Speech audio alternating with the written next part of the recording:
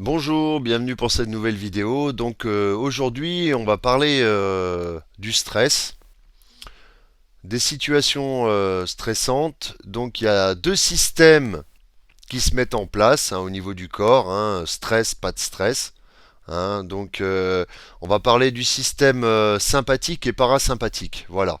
Le stress nous atteint à ce niveau-là.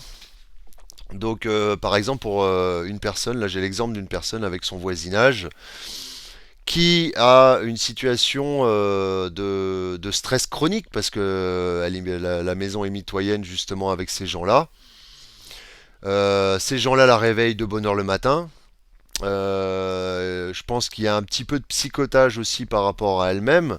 Donc ce qui fait qu'elle tourne en boucle justement ces situations sur le plan mental qui ont un impact sur le plan physique. Voilà pour le stress répété. Donc qu'est-ce qui se passe? Déjà les causes, les causes du stress ou d'un environnement stressant, ça peut être par exemple dans les bouchons, ça avance pas, c'est quand il y a des contraintes.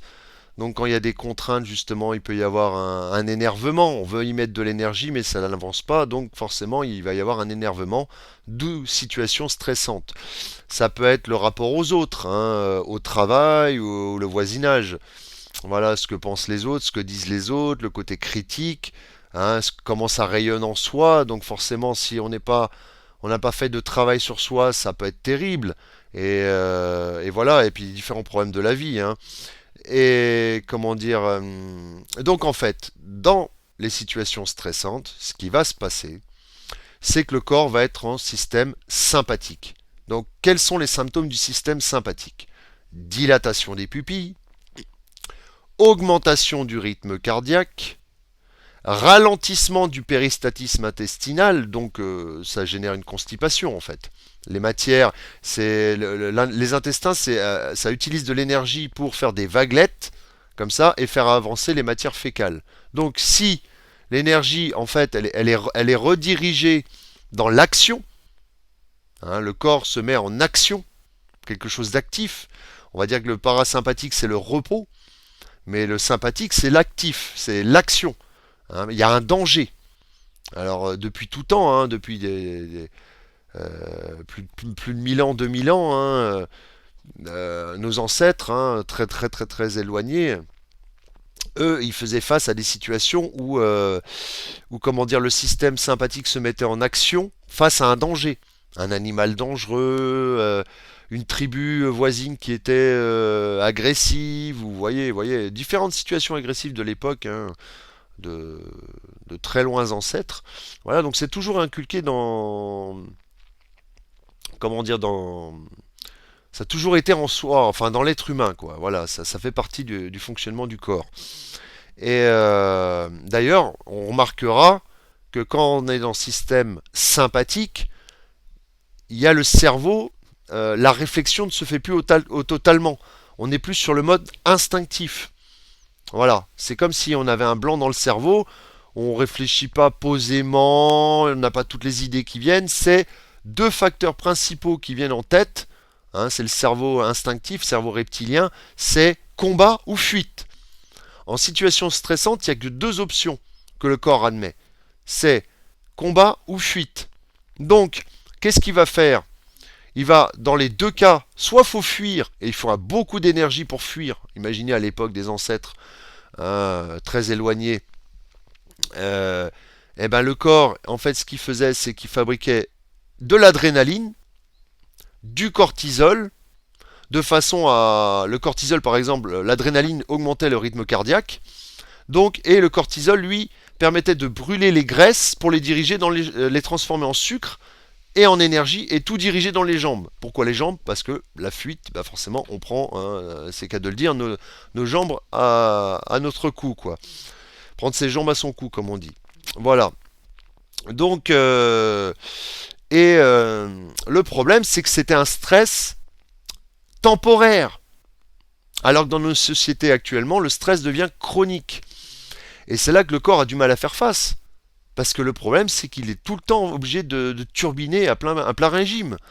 Après, il y a des éléments stressants. Ça peut être par exemple aussi les choses qui dopent, hein, le café, après différentes drogues qui dopent le système comme ça sympathique et qui augmentent la dose de stress, qui sont vraiment pas bonnes, hein. Bon, le café, c'est avec modération, bien sûr, mais voilà. Et ce système sympathique, eh ben, le problème, c'est qu'il va y avoir des causes. Imaginez la constipation, par exemple. Constipation, les matières fécales restent dans le ventre, ne s'évacuent plus, hein, en stress chronique.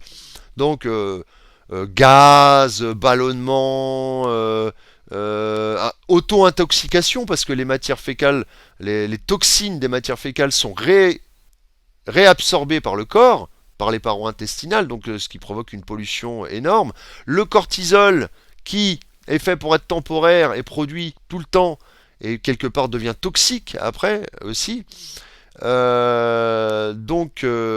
Voilà, hein. Il faut vraiment prendre conscience de ça. Et le rythme cardiaque.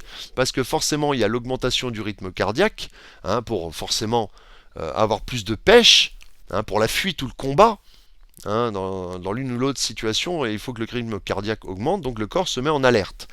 Voilà, alerte danger, quoi. Donc le problème, c'est que, imaginez un véhicule, vous le décrassez temporairement, vous appuyez sur la pédale d'accélérateur. Bon, ça va quoi. Hein, ça fait un petit décrassage, c'est pas mauvais pour le moteur. Mais imaginez, vous appuyez sur la pédale à fond, hein, en sur-régime, constamment, vous allez flinguer votre moteur. Donc, qu'est-ce qui se passe par la suite?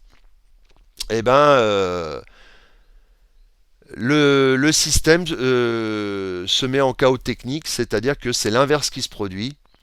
C'est le système parasympathique. C'est-à-dire que là, la fonction est trop violente, le stress est trop chronique, et du coup, ça passe de sympathique et ça chute en parasympathique. C'est-à-dire le cœur se met à battre super lentement, il n'y a plus d'énergie, plus de jus, parce que ce qui régit cela, en fait, ce sont, pour la base de tout, ce sont les glandes surrénales. Voilà, les petites glandes au-dessus des reins, en fait.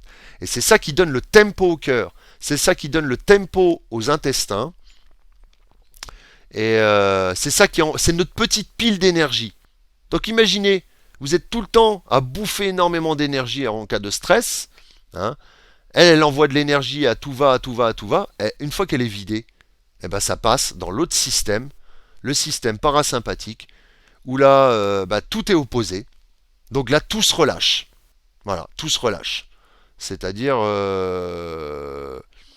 comment dire, envie d'aller aux toilettes. D'un coup, on ne sait pas pourquoi, une nausée, une fatigue chronique qui se naît parce qu'on n'a plus d'énergie, on n'arrive plus à combattre, une forme de dépression. Hein, voilà. Au début, on était, pardon, on était en combat ou fuite. Mais imaginez, on ne peut ni combattre ni fuir. Mettons, on habite à côté d'un voisin agressif ou on est au travail et on est contraint de travailler pour gagner sa croûte. On n'a pas trouvé d'autre travail. Et on est avec des gens stressants. Dans des situations où on bloque comme ça, on peut ni fuir ni attaquer. On va pas foutre une pêche, imaginez, au travail à quelqu'un qui nous énerve. Donc on est en stress chronique, voilà. Et ça provoque aussi des insomnies. Donc les insomnies rajoutent de l'épuisement aussi. Vous imaginez le cercle vicieux, hein, c'est vraiment le serpent qui se mord la queue. Et, et comment dire, insomnie, voilà, perte d'énergie. Donc l'énergie d'un côté est bouffée par le stress, tout est activé, suractivé. Et en plus, vu qu'on ne dort pas, on n'arrive même pas à recharger les batteries. Donc en fait, les batteries, elles sont jour après jour, elles remontent un peu, mais elles redescendent, elles remontent un peu, elles redescendent. Et petit à petit, eh ben, à l'usure, ça va foutre le corps en parasympathique. Et le problème, c'est qu'une fois qu'il tombe, hein, que les glandes surrénales sont claquées, épuisées, vidées, qu'on n'arrive même plus à les recharger, il faudra peut-être des mois et des mois pour les recharger en dormant bien, en changeant d'environnement. On n'a pas le choix dans ces cas-là. Hein, là, c'est principalement, en général, l'attaque, elle n'est pas recommandée, hein, dans nos sociétés, parce que y a la loi qui est là. Hein, on ne va pas attaquer la personne. Voilà, donc, et puis en plus, en général, une attaque, il faut savoir que ça a un effet boomerang. Si l'autre reçoit très mal votre attaque, il va vous en donner une encore plus puissante, et ainsi de suite, ça va monter crescendo jusqu'à très mal finir. Donc la meilleure solution, entre guillemets, c'est de fuir, ou de faire un travail sur soi, mais ça c'est pas donné à tout le monde. Des fois, c'est très difficile. hein, méditation, relaxation, travail intérieur. Mais si on n'a pas encore cette capacité-là à ce moment-là, le mieux c'est de fuir. Déménager, changer de travail, hein, si on en a l'opportunité, de façon à se remettre, hein, pour récupérer du burn-out là, stressant, remonter petit à petit la pente et recharger petit à petit les batteries, ce qui est vraiment pas évident. Et ah oui, je voulais vous dire, en situation stressante aussi, il y a autre chose qui se produit. Vous verrez que souvent des gens se tapent des ulcères. Les ulcères, comment ça se passe? Il y a une muqueuse autour de l'estomac qui est sécrétée euh, en situation non stressante. Le problème, c'est que toute l'énergie est redirigée, donc la fabrication de mucus en situation stressante pour protéger la paroi de l'estomac est ralentie, donc il y a moins de mucus, voire plus de mucus.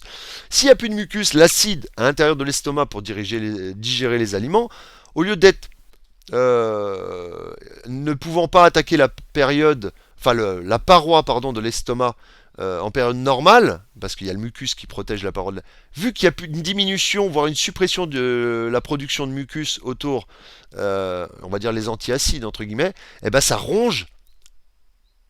Le stress fait que finalement l'acide arrive à ronger les parois de l'estomac, d'où l'ulcère. Voilà, on dit souvent qu'en stress on a un ulcère. Donc, et puis, je pense que j'ai fait le tour. Oui,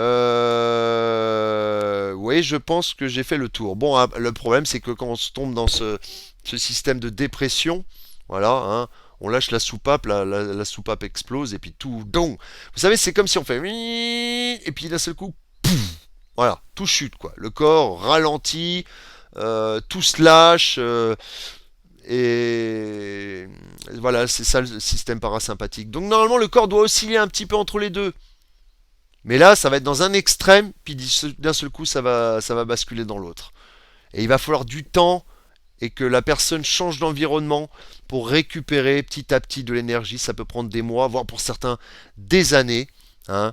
Et ça peut causer aussi, j'avais oublié peut-être d'en parler, hein, le fait que le cœur batte constamment, de manière très très élevée, sachant qu'il est alimenté par la pile des glandes surrénales.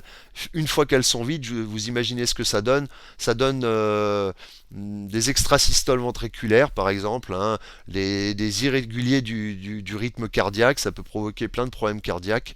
La colère aussi, hein, générée par le stress, peut aussi provoquer, faites attention, des problèmes cardiaques. Voilà. Des irrégularités du rythme cardiaque. Et ça peut être chronique, hein. Après, le problème cardiaque peut devenir chronique, hein, suite à un choc, à un stress intense ou à une colère intense. Voilà, je vous laisse. Je pense que j'ai fait le tour de cette petite question et je vous dis à bientôt. Au revoir.